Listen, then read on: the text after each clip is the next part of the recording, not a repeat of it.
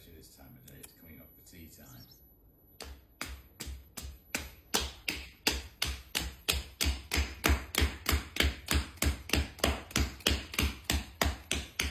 So this is a £36.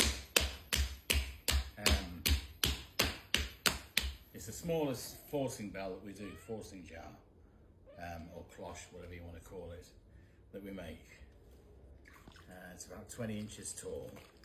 Well, I don't measure them really these days because we don't make them for wholesale, so they're kind of sold individually. So whether it's 20 and a half or 19 and a half, that's all right.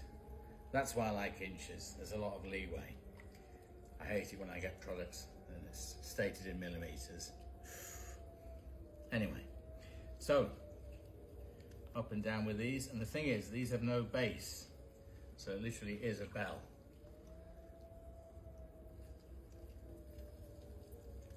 And it's the same width as the bat.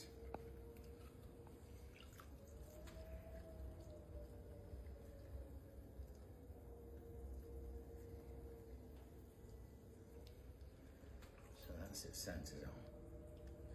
And then open out.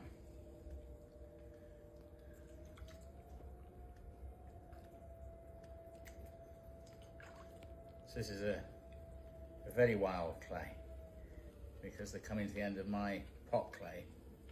I've had to mix in a bit of what the clay that we normally use for tiles, which isn't as good a clay as I use for pots.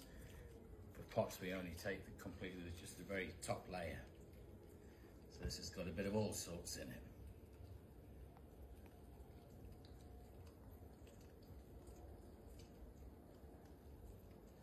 So as you can see, I'm colouring in from the left.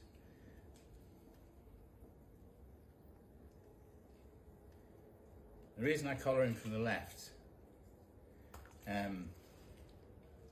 it's very effective because you're using the power of the wheel. It's not something you could do on a kick wheel. You would probably come to a standstill. But on the power wheel, where the clay is coming towards you, you can sort of use that. So it doesn't take as much effort to push up the clay. You're pushing up as opposed to pulling it up. As you can see, Missy's in the background there.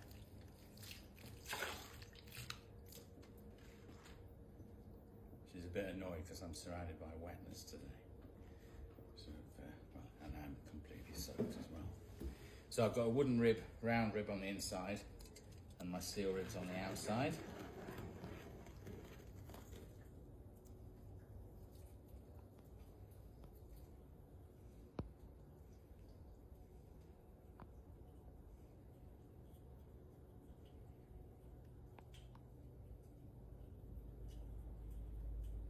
And the reason I get so filthy is, as you can see, my right wrist is right up against my body, and I kind of use my body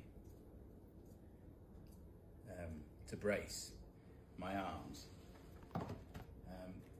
I used to be able to throw a bit further out, but I had a heart bypass a few years ago, so it meant that when I came back to throwing, I'd lost all of the sort of initial muscle that had taken years to build.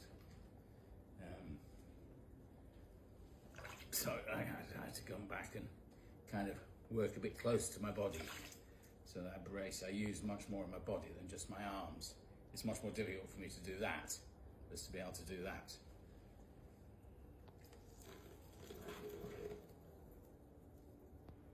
So last pull up with the rib on the inside, and kind of broaden the pot out, give it a bit of a shoulder.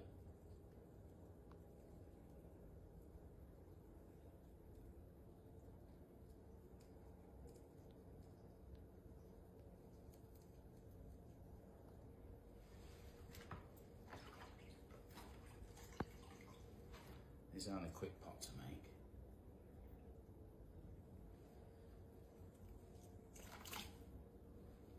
So these are for forcing chicory or any other small, I suppose, a very early rhubarb.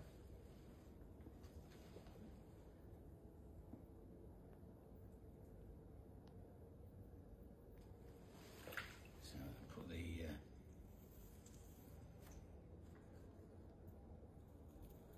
foot ring on.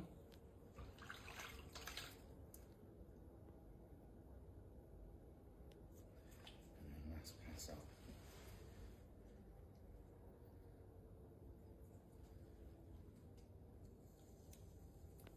So I've changed ribs. I'm using a rib that I first learned to use when I've started with metal ribs. So this is a copy of a rib used by George Curtis, who was one of the last proper big ware throwers in the north of England.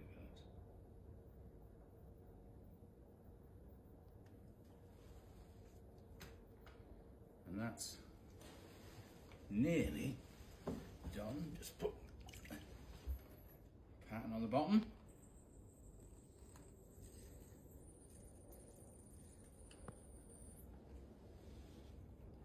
And then it'll have a lid. So yeah, so that's I think it's a 36 pound weight of clay